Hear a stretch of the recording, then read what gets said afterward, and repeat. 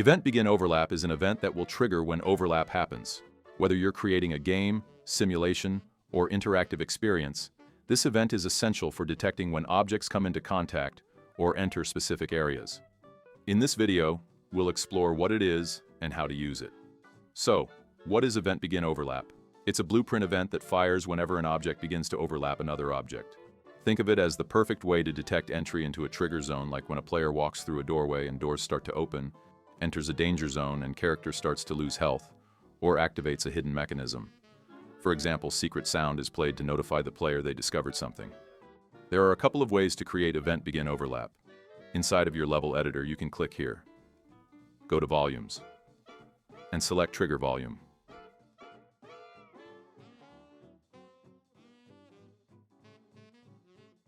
You can also go to All, scroll down, and select Trigger Box.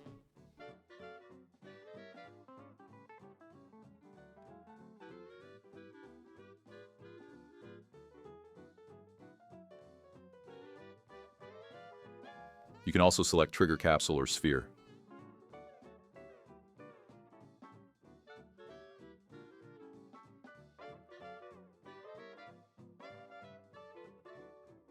You could also click on Place Actors panel, and you will be provided with Place Actors panel. Here you can find same options that you would find if you click this Quickly Add to Project button.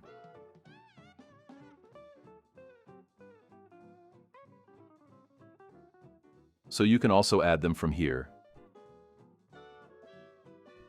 And in Search, you can search for them.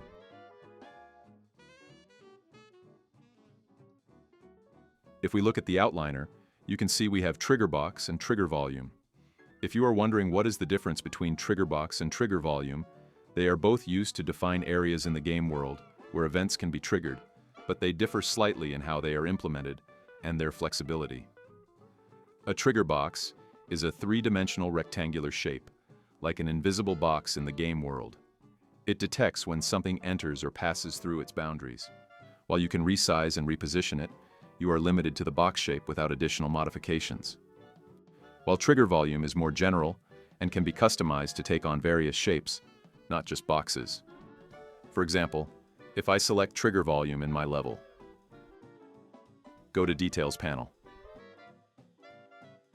I can search for brush settings. And under brush shape, I can change the shape of that volume. I could use a cone, a sphere, or any other custom collision shape. It offers more versatility in terms of shape and size, making it better for complex or irregular trigger areas. I will select Trigger Box.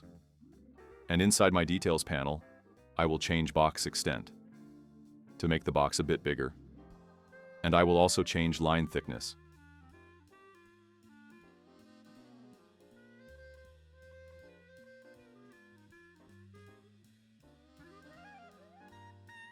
If I play the game, I am not able to see any of the boxes because they are invisible, but they are here. If I wanted to see them, I would need to select Trigger Box and go into Details panel, and change Actor Hidden in Game option to False by removing this here check mark. Now if I play, I am able to see the cube. If I click on Trigger Volume, and in Details panel I search for Hidden in Game option, I don't see it. Trigger volumes don't have the Hidden in Game option because they are inherently invisible during gameplay by default. To make them visible, you would need to add a visible component, such as a mesh or shape, as a visual representation of the trigger. I will select Trigger Box, and with it selected, I will open my level blueprint.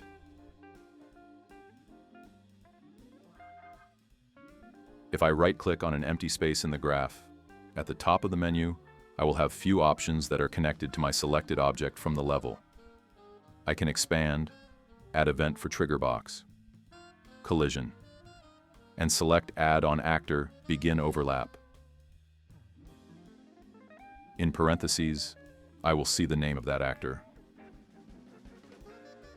So if I open my level editor and select Trigger Sphere, I can change name to something. And if I have that Trigger Sphere selected, when I open my level editor, and if I add on Actor Begin Overlap, in parentheses I can see something, so that's the name of the actor, who this event belongs to. You can see that on Actor Begin Overlap has two outputs, Overlapped Actor, and other one is Other Actor. To help you understand this, I can add Print String node. The Print String node allows us to display text on the screen. It can also print other values using its InString feature. To use this, simply connect a different value to the node. When you do, Unreal Engine will automatically create a conversion node, which formats the value into a readable string that can be displayed. Now that I have Connect Other Actor, I can play the game. And if I overlap that trigger box, in top left corner I can see it says BP third person character, which is me, Other Actor, that overlap that box. If I connect Print String node to Overlapped Actor, play the game. When I overlap that box, I can see the name of that box. So, Overlapped Actor is an actor that we overlapped. Let's say you wanted to play different music in different parts of your level. You could use Event Begin Overlap, so when the player enters certain area, music will be played. To make that happen, first, I will remove Print String node. I will drag from Execution pin and look for Spawn Sound at Location. This node will spawn sound at location. I will click on Sound, and I will select Random Sound.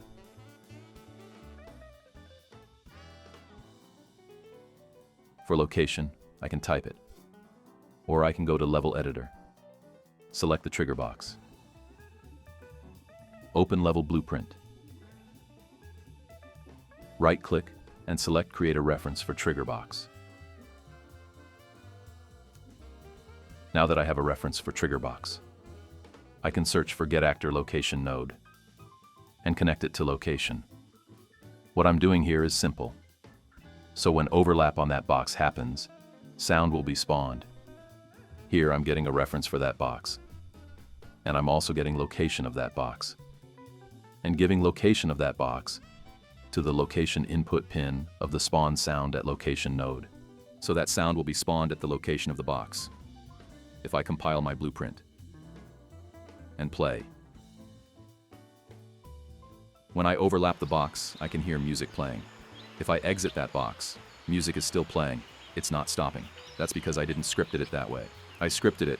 When I overleap that box, music will spawn, and that's it, nothing else. So if I overlapped it a few more times, you can hear music keep getting spawned, and it's spawned over already existing music. Let's say you wanted to give my character some ability when he enters certain area. For example, I want to increase jumping distance of my character. And because I have single player game, I can search for Get Player Character node. This node will get me my character. If I'm uncertain if it will actually get my character, I could check what character I would get from that node. To do that, I can add Event Tick.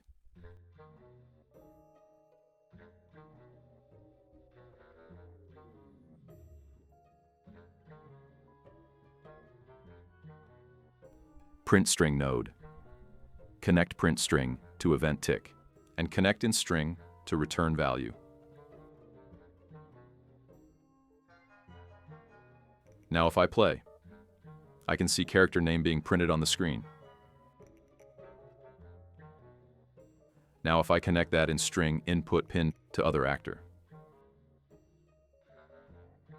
play the game.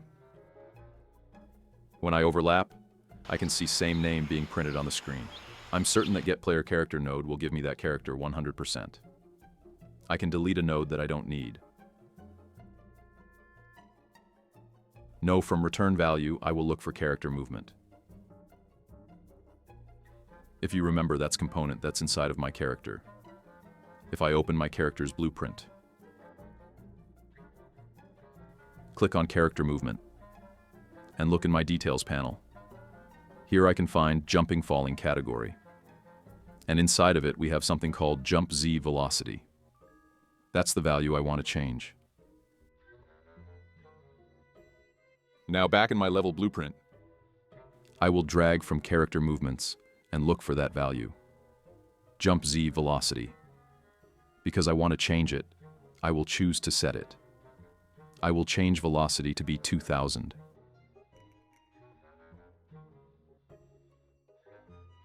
And connect it to spawn sound node. Now when I enter that trigger box, sound will be spawned and my jump velocity will increase.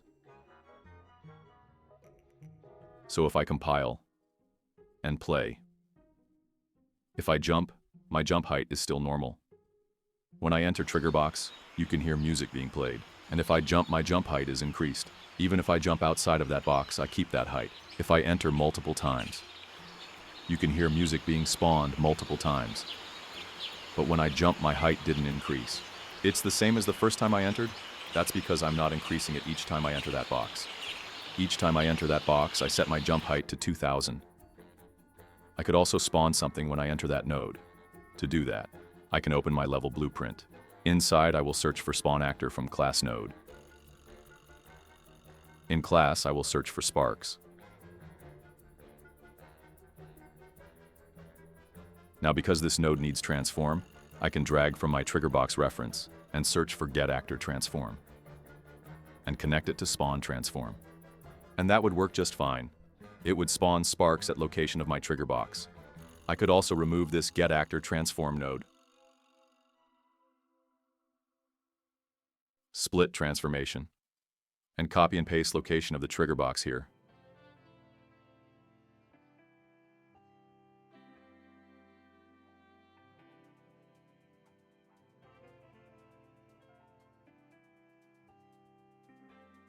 I will just increase height a bit. And connect spawn actor node to set node. Now if I compile and play, when I overlap that box, I can hear music playing. I see sparks are spawned, and my jump height is increased. Now to make my graph a bit cleaner, I could add sequence node. Don't worry about that node for now. I will talk more about it in the oncoming videos. I will just rearrange everything.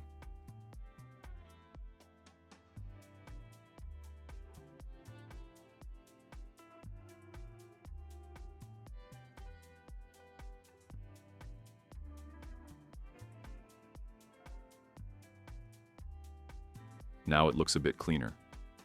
Now with sequence node placed, same thing will happen as without it. But it will happen in order. First it will do 0, then 1, then 2. That will happen instantly. So when execution pulls come to sequence, it will split, and it will go 0, then 1, then 2. It won't wait to finish 0, then go to 1. It doesn't matter if you finish 0 or not. It will still go to 1, then 2. Now if you are a beginner, this is probably enough for you. As you can see, trigger box will start as soon as overlap happens. That's how event overlap works. It starts when overlap happens. If you want to know more about this node, you can continue watching this video. So I showed you how to make use of event begin overlap inside of your level. If you're wondering, can you use it inside of my character or actor? The answer is yes, you can. I will open BP Cube, blueprint that I created. If I open it up, it should be empty. It only has cube. So if I click add, I can look for something called collision. I will choose box collision and rename it to box collision. Now if you remember, in our level editor we use something called trigger box to detect when overlap happened. Inside of actor blueprint I have something called box collision. If you're wondering what is the difference between them, it's that box collision is used for both blocking physical objects and detecting overlaps, depending on its collision settings. It can physically stop actors or objects in the game world and can also trigger events like overlap detection. A trigger box, on the other hand, is specifically designed to detect overlaps and trigger events, but does not physically block or interact with objects. I will select box collision from my components panel. In details panel, I will change box extent.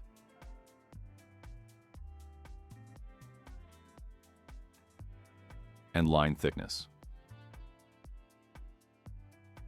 Now if I drop BP Cube into the level and click play, I don't see collision box around that cube. That's because I need to disable option hidden in game.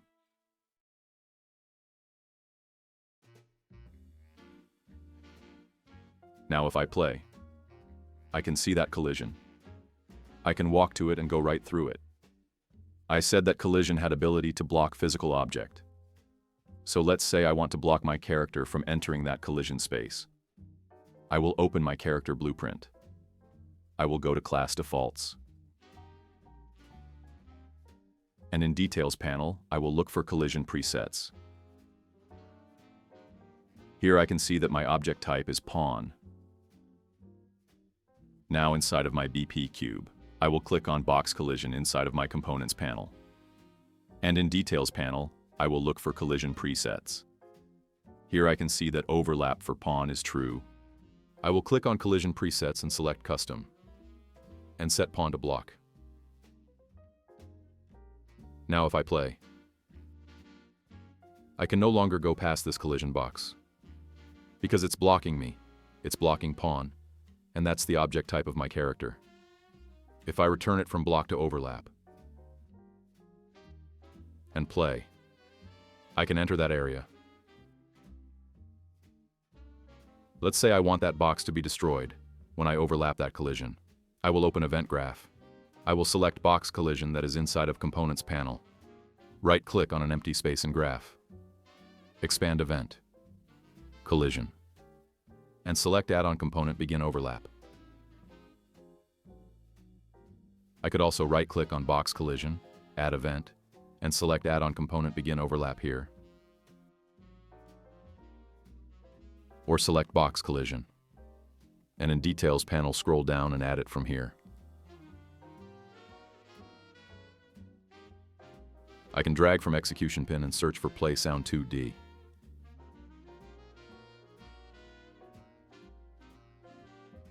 In Sound, I will look for Explosion. And I will add Destroy Actor node.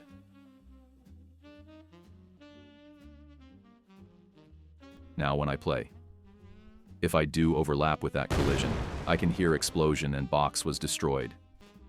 If I look back inside of my cube blueprint, I can see that Begin Overlap event is called Component Begin Overlap, and inside of my level editor is called Actor Begin Overlap. Difference between actor and component overlap is that actor overlap triggers when any part of an entire actor overlaps with another actor, and it applies to the actor as a whole. And component overlap is specific to individual components within an actor. To demonstrate that, inside of my cube blueprint, I will add 2 more components. One will be sphere. Other one will be sphere collision.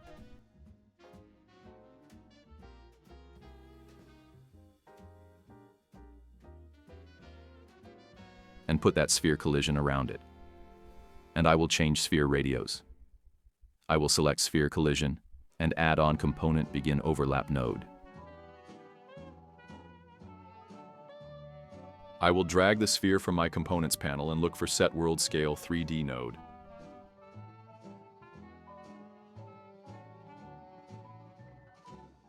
I will give it a new scale of 2 and connect it to begin overlap. Now if I play, and if I overlap a sphere, it's bigger. And if I overlap a box, everything is destroyed. Everything is destroyed because of this node destroy actor.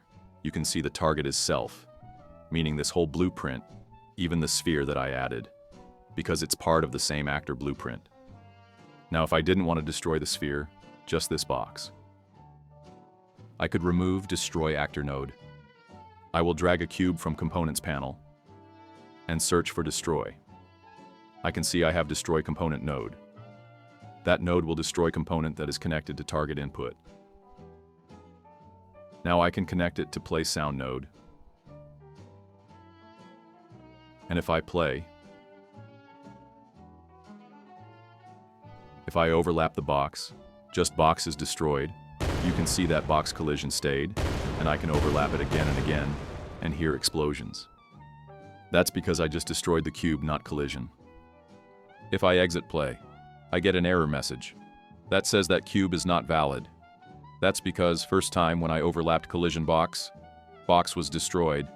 Then after I continue to overlap it, this destroy component node was looking for a target to destroy, And because cube was destroyed, it didn't have anything to destroy. It tried to destroy empty variable, and that's why it says cube is not valid.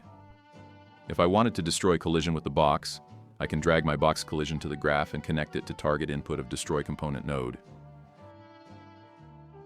Now when I overlap box collision, box and collision are destroyed. You can see how I was able to manipulate cube and a sphere with component begin overlap node, even though they are part of same actor blueprint. I will remove something and trigger volume. Let's say some other object makes overlap, like a ball. Let's see what will happen. I will add a sphere to in the level and position it above trigger box.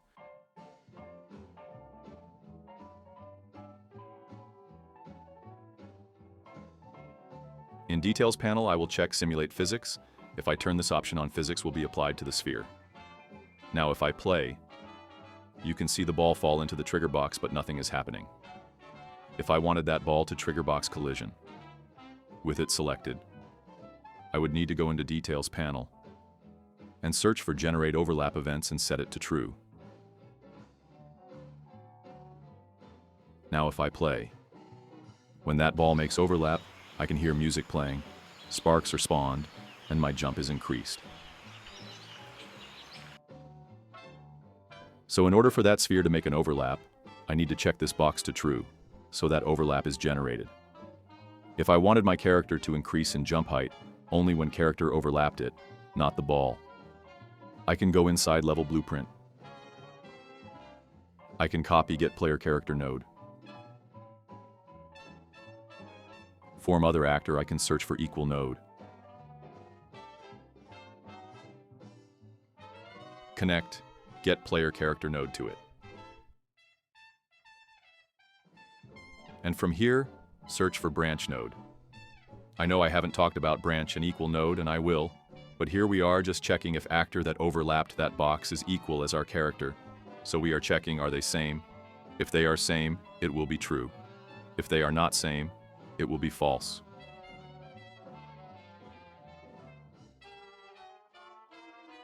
I will connect branch node to sequence and from true to set node. So if I overlap the box, it will be true, and I will set my character's jump velocity. And if it's false, I could connect print string node and in string to other actor so that we see who overlapped it if it wasn't us. And I will just play. In top right corner, I can see the sphere, meaning it failed. And if I jump, my jump height is normal. If I overlap it and jump, my jump height is increased. So I was able to fire one part of the script, only if character made an overlap.